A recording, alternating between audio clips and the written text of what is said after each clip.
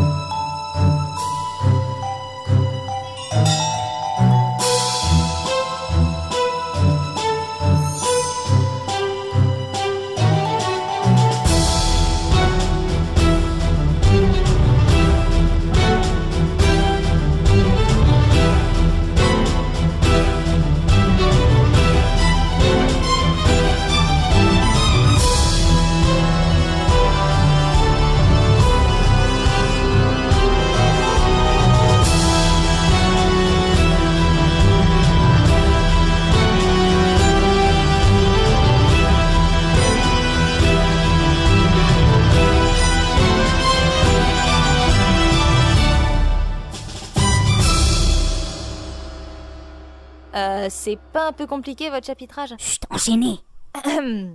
Plusieurs jours se sont écoulés depuis la cérémonie du couronnement de Boris, désormais roi du royaume d'Ylvine. Nos aventuriers ayant décidé de prendre un peu de bon temps après toutes les péripéties des derniers jours, nous les retrouvons tranquillement attablés dans l'auberge du poil de nez roussi de l'ogre nauséabond.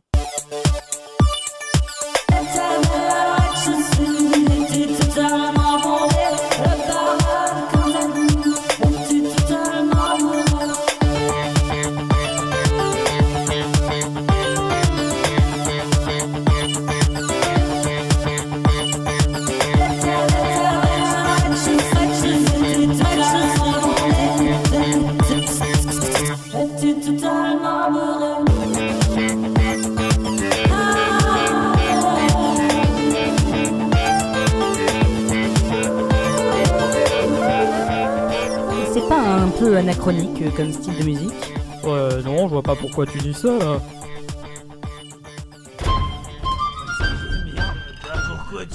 Vous savez, je suis super heureux d'être ici avec vous pour boire un coup. Vous êtes mes deux meilleurs amis et sans vous, je serais 3 moins 2. Et ça fait... ça fait, hein. Donc, je serai tout seul. Vous croyez qu'il faut lui dire qu'il est en train de parler à un mur? Il n'y a rien d'urgent, au moins il n'est pas en train de boire. Cela dit, son état m'inquiète. Depuis que nous ne sommes plus en mission, il passe ses journées à boire. Je pourrais peut-être interdire l'alcool à Ylvine en tant que roi. Pour vous faire assassiner par une bande d'alcoolo enragés? Ah oui, alors quelle bonne idée! Voir monsieur dame, le débile mental qui bouche le passage dans ma taverne, là. C'est le vôtre. Excusez-nous, on l'a mal garé. Olivier. Oh, la chauve-souris. Olivier, revenez vous asseoir, vous dérangez tout le monde. D'accord, j'arrive, je cours, je marche, je vole. Youpi, je suis un papillon de lumière. Sous les projecteurs.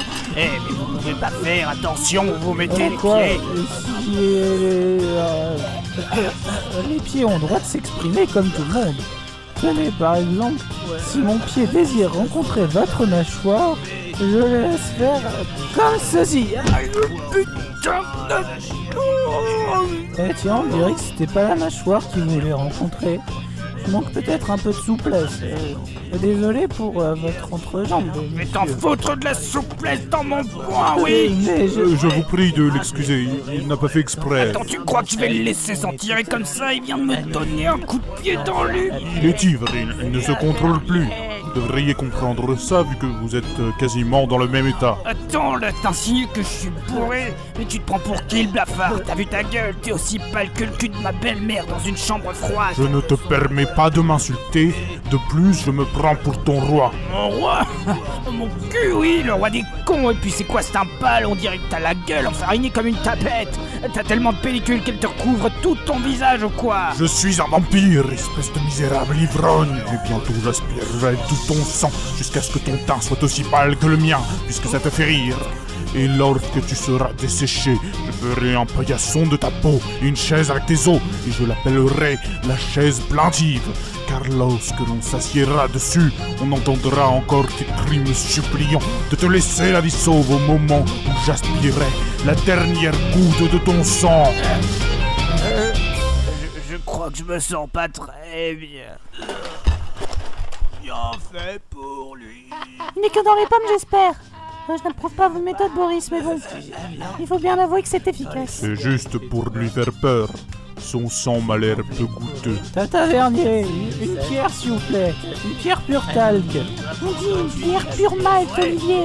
Laissez tomber, je crois que vu l'état dans lequel il n'est pas capable de faire la différence entre une pierre et une bière, même gustativement. Enfin, de toute façon, c'est hors de question que vous commandiez à boire à nouveau. Vous êtes si sous que vous dites vraiment n'importe quoi. Non, je suis pas sous. J'ai gardé l'entière capacité de ma mentalité. D'ailleurs, je vous assure, c'est que ma 5e commande. En effet, mais vous avez bu nos verres aussi. Ça fait donc 3 fois 5 commandes. Il me semble que ça fait 15. Eh ben, 15, c'est 1 et 5. Et si on les additionne, ça fait 6. Alors je pense qu'une 6e commande ne serait pas trop. Hé, tavernier! Non, ça suffit. Boris, empêchez-le d'aller jusqu'au comptoir. D'accord. Je l'ai. Je veux ma mais- bière. Mais lâchez-moi. Restez tranquille, Olivier. Je connais une très bonne fabrique d'ail et de pieux dans le coin. Arrêtez. Ah, mais- Ne bougez plus. Allez, c'est... Oh non, qu'est-ce que... Ce n'est pas très grave. Il est juste inconscient. Je pense que la chute n'y est même pas pour grand-chose, vu tout ce qu'il a avalé. Avec cette plaie, il va lui en falloir de l'alcool. Ah. Même inconscient, il lui en faut. Boris et Béatitude commencèrent donc à nettoyer la plaie sur le front d'Olivier.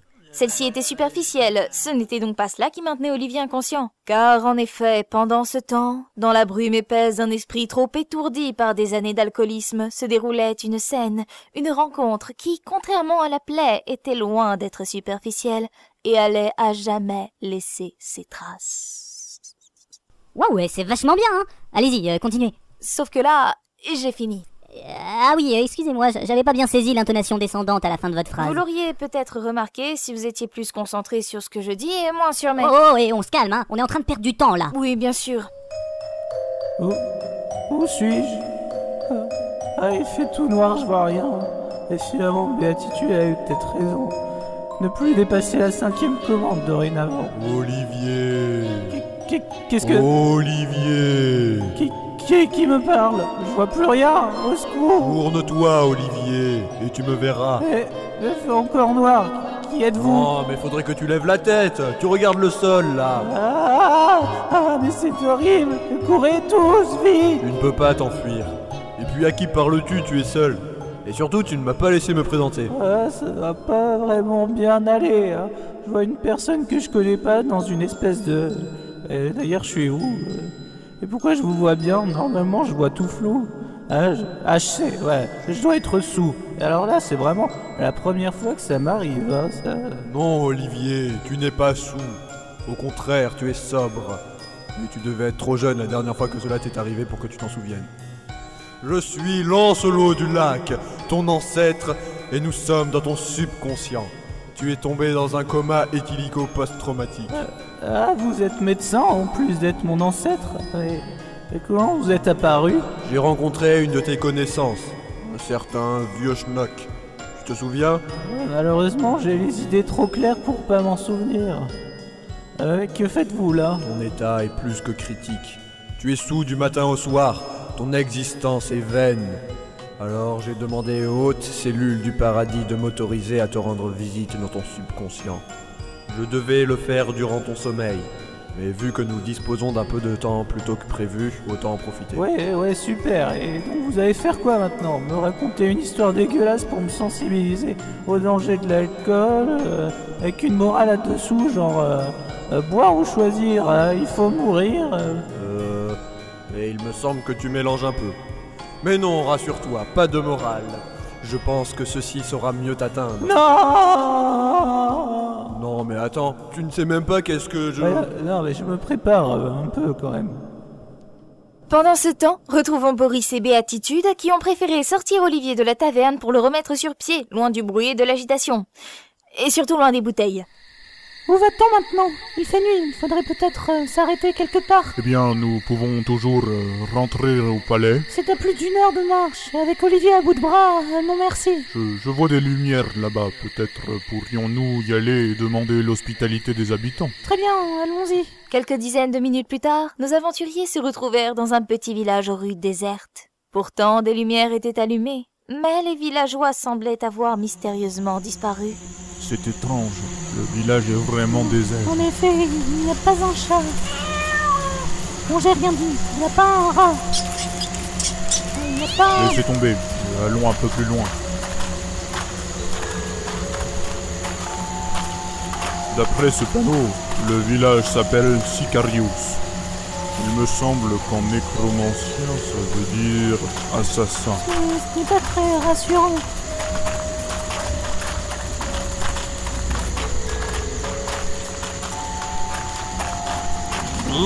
Ah. Comment je vous ai trop foutu les boules. Bonjour mes mignons, vous êtes paumés? Non. Qui êtes-vous? Je m'appelle Jean-Pierre. Jean-Pierre Vert, si vous voulez que je sois plus précis. Que faites-vous si tard, si seul, si perdu dans cette rue si déserte? Eh bien, nous cherchions un logis pour la nuit. Et quelqu'un qui pourrait nous aider à remettre sur pied notre compagnon. Ça tombe bien, je suis médecin. Et vous ne trouverez que moi par ici. Vous êtes seul dans le village? Seul? Oh non, les autres sont tous partis à la salle aux enchères. La salle aux enchères, à cette heure-ci?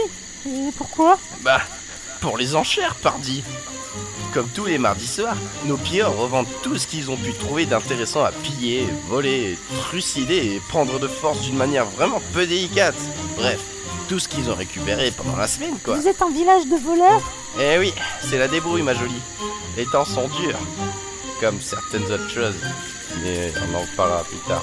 Vous êtes un bon médecin? Eh bien, je ne suis pas un médecin traditionnel, si vous voyez ce que je veux dire. Généralement, c'est moi qui pratique les autopsies quand il y a des bagarres qui finissent mal dans le village. Et sinon, les remèdes que je préconise, c'est plutôt du genre naturel. Vous voyez le genre? Des herbes qui vous font voir la vie en rose, un peu. Des fois en violet ou parfois en noir et blanc. Mais ça, c'est qu'un problème. J'ai un super bon fournisseur, si vous voulez, d'ailleurs. Oh non, ça va aller. On a déjà des problèmes avec l'alcool. Pas besoin d'avoir de nouveaux problèmes de ce genre. Y a-t-il un vrai médecin dans ce village? Ouais, allez donc vous faire entendre dans la salle aux enchères. D'ailleurs, tu sais, ma jolie, tu pourrais valoir un sacré pactole aux enchères, hein. Ça ne te tente pas une... Aïe. Ose encore la traiter ainsi Lâchez-le, et je t'écrase. Mais la proposition est également valable pour vous aussi. Je dois la chercher. Ne t'avise plus jamais de croiser mon chemin, Charonne. Et si tu ne veux pas que je te casse l'autre bras, indique-moi le chemin de la salle aux enchères. C'est tout droit. Par là. Salopard. Que dis-tu? Salopette. Oui, voilà. Salopette. Ça me rappelle qu'il faut que je rentre me mettre une salopette. Voilà. Je vous laisse au revoir. Vous avez vu, j'ai gardé mon sang-froid. Enfin, vous lui avez tout de même cassé le bras. Et pas qu'un peu, vu l'angle qu'il avait pris. Il s'en remettra. Je propose que nous nous dirigions vers la salle aux enchères pour demander un médecin. Un vrai, cette fois-ci. Très bien. Je crois que ce n'est pas très loin, par là. Il me semble entendre des voix. En effet, nous sommes assez proches.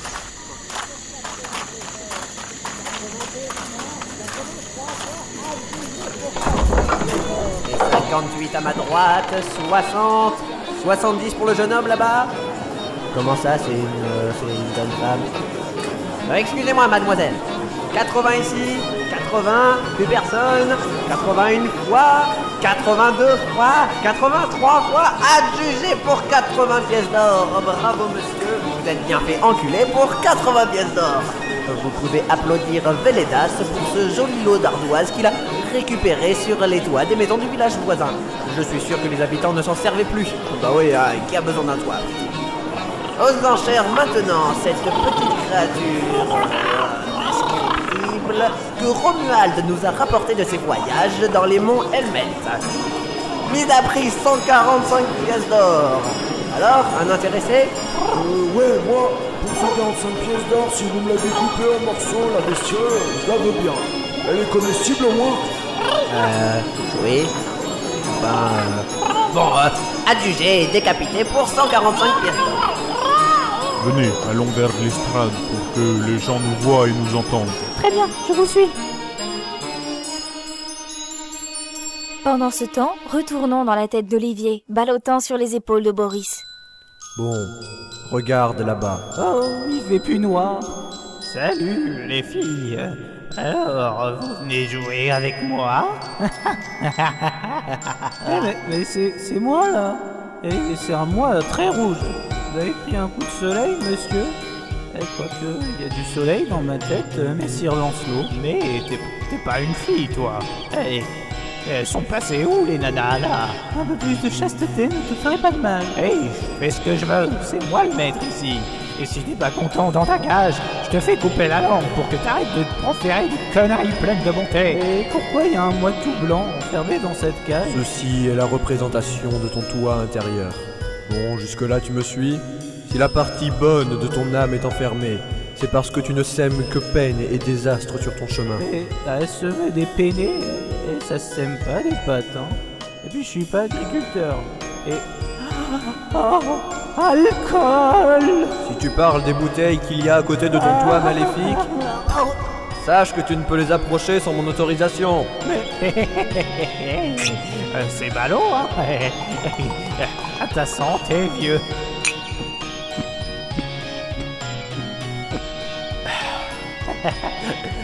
Mais j'ai soif, moi. Tu vas d'abord devoir écouter ce que ta partie bienveillante a à te dire. Olivier, regarde-moi, écoute-moi. Il est tout blanc et il a pas l'air très frais, lui, hein. Et pourquoi vous êtes en cage? Nous sommes la représentation de ton âme, Olivier. Et si je suis enfermé, c'est parce que ton côté mauvais a pris le dessus. Mais je suis pas méchant, moi. Pourquoi mon côté mauvais est-il supérieur? Regarde là-bas. Wow. Pourquoi il y a une énorme montagne d'alcool derrière mon moi rouge? Ceci représente tout l'alcool que tu as bu dans ta vie. C'est ton toit maléfique qui te passe à boire et te fait ressentir les effets de l'alcool. Et comme ça, tu lui obéis et peux prendre le contrôle quasi total de ta personne. Heureusement que j'arrive à le retenir pour certaines choses, sinon ça aurait pu être un désastre. C'est vraiment une voix de tapette, toi, hein. Et quel genre de choses? Il vaut mieux pas savoir. Et nous ne sommes pas là pour ça. Ah oui, pardon. Mais c'est Béatitude à côté de vous. Et que fait-elle ici? C'est une des rares personnes que j'ai pu garder dans ce coin de ta tête. Elle est belle, n'est-ce pas? Et sa gentillesse ainsi que sa patience envers toi sont à toute épreuve.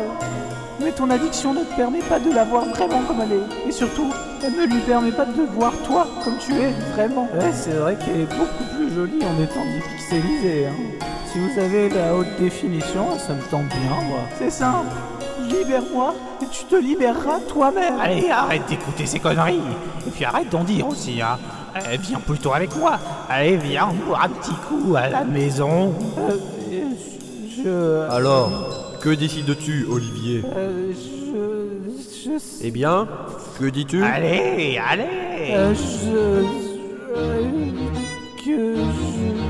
Je dois me réveiller. Des voix percèrent alors dans l'esprit embrumé d'Olivier et l'attirèrent inexorablement vers la réalité, l'extirpant de son état second. Mais en sortirait-il indemne? Rien n'est moins sûr. Eh, waouh, c'est vraiment beau, hein. De quoi? Eh bah, ce que vous dites là, c'est beau. Ah bon, ce que je dis. C'est pour mieux entendre ma voix vibrer que vous regardez mon décolleté? Quoi? Non, voyons, ça ne m'intéresse pas du tout. Enfin, si, non, c'est parce que, non, enfin, ça m'intéresse, mais pas là, enfin, là, non, quoi. Ah, donc vous n'êtes pas un pervers, vous êtes un fétichiste des poitrines refoulées. Ça allait avec votre maman? Quoi? Non, mais comment osez-vous? Y a pas de honte à avoir, on choisit pas ses parents. Vous m'embrouillez. Voilà, un seul mot de plus et vous êtes viré. Gna gna gna. Mais moi je cherche juste à vous aider, monsieur. Parlez-moi de votre enfance. Quoi, mais... Et maintenant à vendre ce magnifique gnome kleptomane venant des montagnes noires qui a subi un sortilège de confusion. Et ça change quoi qu'il ait subi un sortilège de confusion? Eh ben au lieu de voler vos trucs, il va en chercher chez les autres et il vous les offre. Ouais, cool, je la veux. 160 pièces d'or. 160 pièces d'or. S'il vous plaît. Oui monsieur, vous voulez surenchérir? Oh, nous aurions une annonce à faire passer. Eh bien vous la ferez passer après. 160 pièces d'or à ma droite. Nous avons besoin de... Ah écoutez monsieur, sur dit en passant vous auriez bien besoin de cette crème bronzante mise à prix 70 pièces de prix. Mais... Vous me faites perdre mon temps. Et le temps c'est de l'argent, ok? Donc 170 là-bas à ma gauche. Nous avons une annonce à faire passer tout de suite. Ah mais bien sûr monsieur, je vous laisse la place avec plaisir. Bonjour à tous. Oh, une apparition divine. Regardez, il est tout blanc. Comme son cul. Alors... Fermez-la et écoutez tous. Nous avons besoin d'un médecin. Notre ami s'est blessé et il est inconscient. Quel ami? Olivier? Mais vous êtes réveillé? Oui, je dois... C'est bon maintenant, la vente peut continuer. Comment vous vous sentez? Je me sens fatigué. Et j'ai besoin d'aide. Nous allons soigner votre plaie. Non, j'ai besoin d'aide pour arrêter de boire. Quoi? Vous voulez arrêter de... Arrêtez ces deux-là! Vite! Arrêtez-les, mon Dieu! Le grand Toupal a voulu me tuer!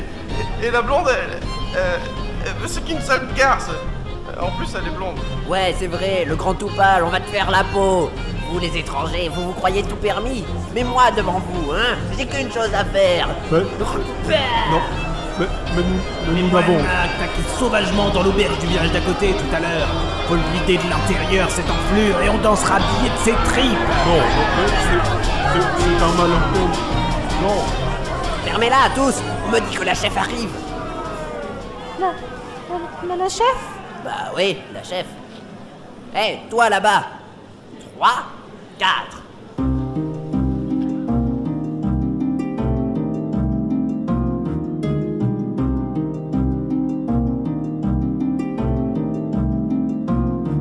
On l'a dit peu scrupuleuse, sûre d'elle et pas peureuse. Elle n'est sûrement pas pleureuse, mais ça c'est sûr, elle est fouleuse. Mais qui ça? Mais qui ça? Taisez-vous, elle arrive, la voilà. On l'a dit très dangereuse, ton malheur la rend heureuse. Elle est tout soifeuse, oui, elle est extrêmement soigneuse. Mais qui ça? Mais qui ça? Taisez-vous, elle arrive, la voilà.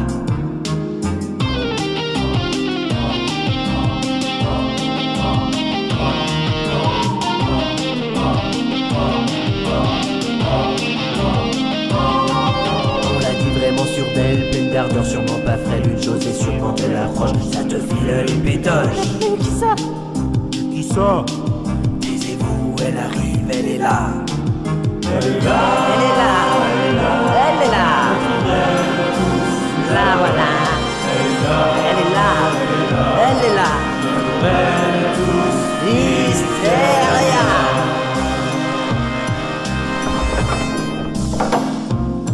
Alors, je vous ai manqué?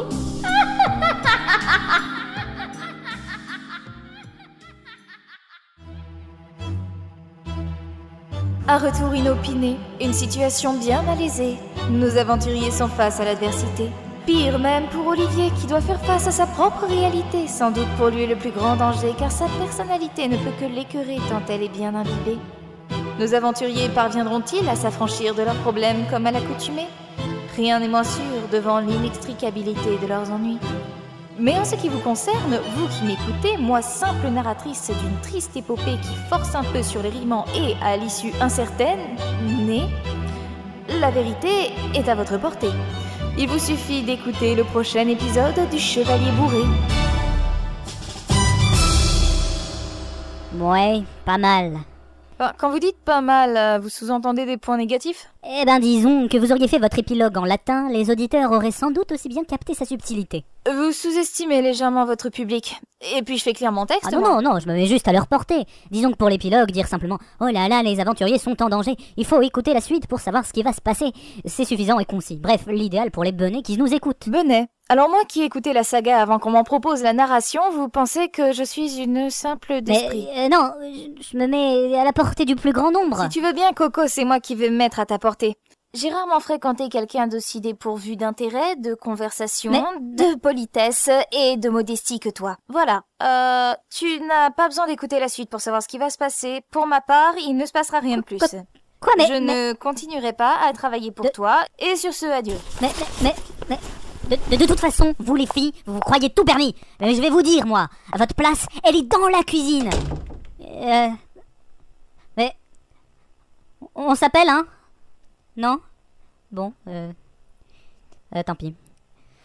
Ah merde, va falloir que je trouve un autre narrateur. Je me demande si François Pérus est dispo, tiens.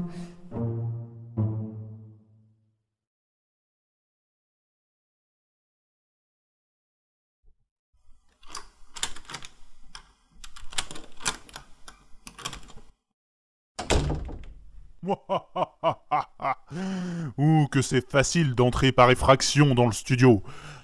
Ça m'étonne d'ailleurs qu'il n'y ait pas de la... Ah! Mais tu vas la fermer, espèce de saleté bidule de merde! Et voilà qui est mieux. Bon, ça va me permettre d'observer comment se débrouille Kiki aux enfers. En attendant, mon grand retour. Oh merde, ça enregistre, bordel. Je suis Kiki, maître des enfers. Non, il faut vraiment parler aux gens sur un ton haineux. Mais pourquoi? Comment vous faites? Moi, j'ai rien contre eux, hein. Je sais pas, chez moi c'est naturel. Quand on voit des gens qui souffrent, ça me donne envie de les faire souffrir encore plus. Pas vous? Pas vraiment. Bon, et sinon, vous avez pensé au changement de look, comme on en avait parlé l'autre jour? Oui, ça j'y ai réfléchi. Attendez, voilà, regardez cette gravure. Oui, d'accord, là c'est vous. Oui, c'est moi. Et regardez maintenant celle-ci, la vue de face. Ah mon Dieu, mais qu'est-ce que c'est que cette horreur? Eh bien, ceci est un nez à cornes, ou un nez cornu, si vous préférez. Mais des cornes sur un nez, mais vous êtes complètement malade. Mais je trouvais que ça donnait un petit air autoritaire. Mais si vous préférez, j'ai d'autres modèles. Un nez type taureau avec un anneau, un autre avec la fonction à lunettes pour faire comme si je pouvais faire du feu avec mes narines. Oh non, on n'est pas sorti de l'auberge.